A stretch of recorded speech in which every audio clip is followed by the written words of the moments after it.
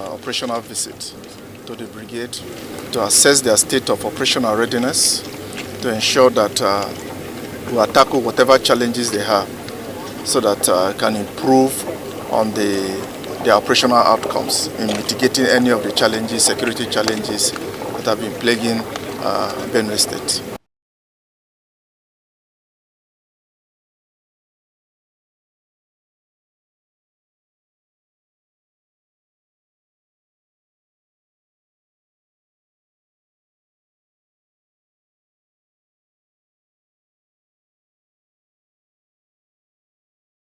Mitigating security challenges, defending our territorial integrity is the core of soldiering.